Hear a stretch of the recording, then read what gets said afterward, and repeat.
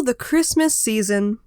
The most wonderful time of the year, when the carols are inescapable, and all are filled with cheer. Deck the halls and hang the stockings, put the chestnuts on the fire. Bundle up and grab some cocoa, for I have all that you require. Ladies and gentlemen, this is Historidame, and welcome to my first ever holiday special. Have you ever wondered why we send people Christmas cards that no one reads? Or why we peer pressure our friends into kissing publicly for standing under a plant? Well, today we're looking at the origins of some popular Christmas traditions, so sit back, get cozy, and let's learn some holiday history.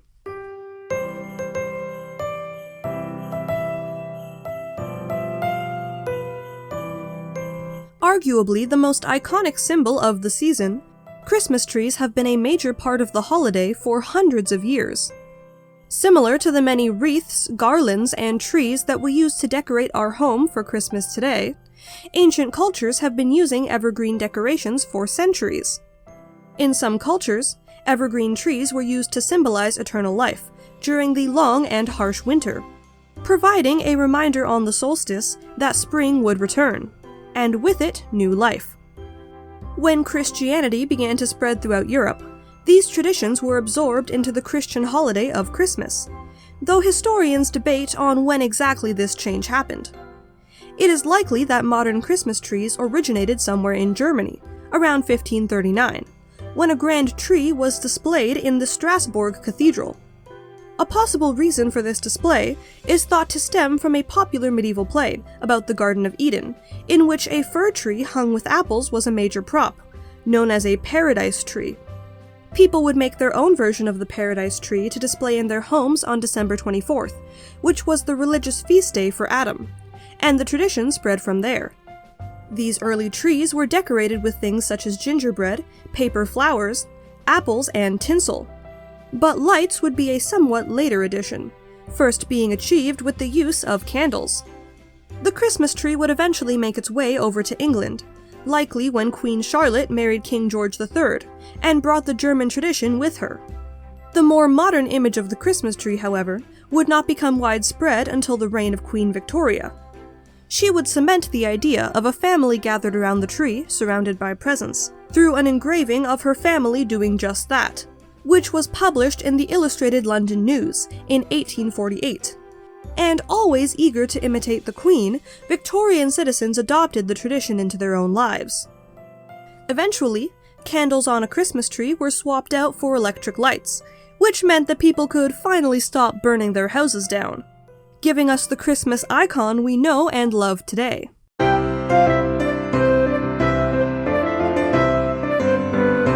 Of all our Christmas traditions, mistletoe is the one that is most deeply rooted in pagan practices.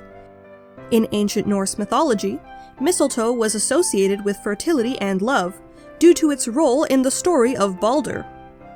Balder was the son of Odin, king of Asgard, and Frigg, the goddess of love. As a prince, Balder had a pretty good thing going, except for the tiny fact that he was prophesied to die.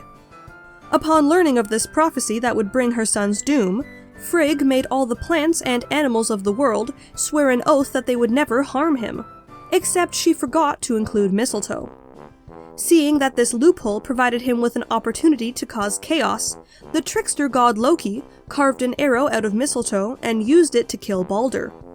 Now, in many versions of this tale, the story would end right here, but some tellings included a happier ending, where the gods were able to resurrect Balder, and upon seeing her son revived, Frigg declared that mistletoe would henceforth become a symbol of love.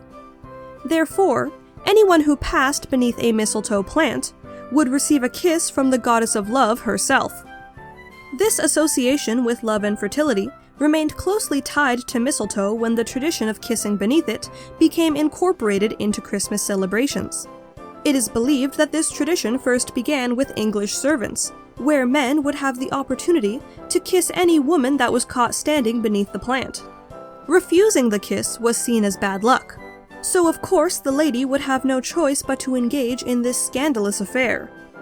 Some variation of mistletoe rules also included that after kissing, the couple would have to remove one berry from the bunch. Once all the berries were gone, the kissing would end. Now, even though pretty much everyone knows about this tradition, I've actually never seen anybody kiss under mistletoe, so I'm curious if people still do this. Let me know down in the comments.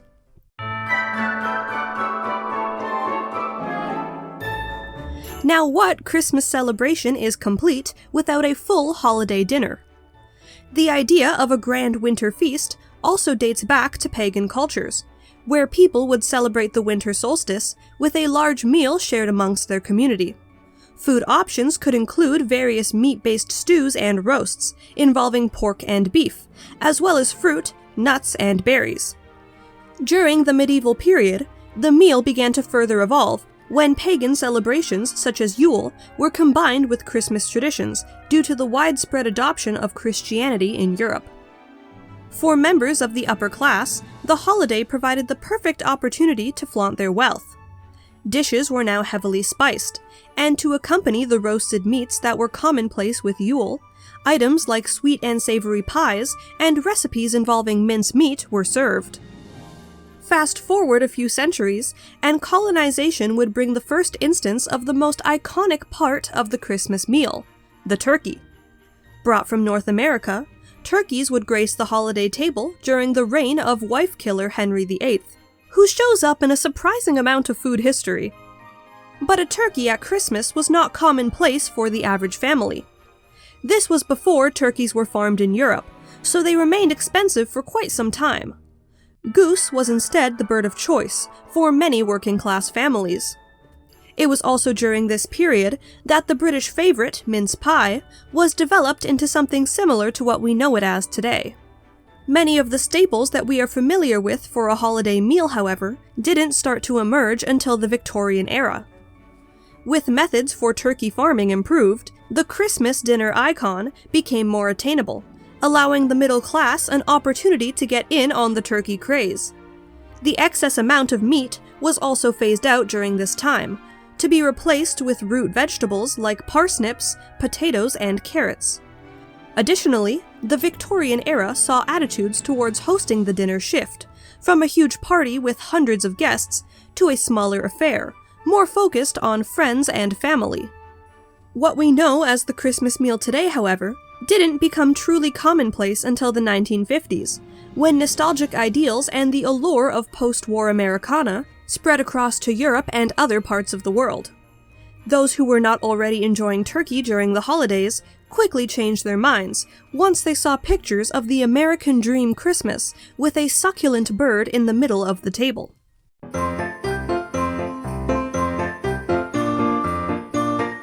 Like with Christmas trees and a holiday dinner, the tradition of sending Christmas cards is another of our festive practices that was popularized by the Victorians. The story of Christmas cards as we know them today begins in 1843, when a man by the name of Sir Henry Cole was trying to figure out how he could get more English citizens to use the post office. You see, prior to 1840, sending a letter was actually a very expensive process. Postal fees would vary depending on how much paper was used in your letter and how far it was traveling, with the recipient usually having to pay a pretty hefty sum once it arrived. On top of all that, mail could also take a long time to be delivered, since it would have to be transported using a horse and carriage.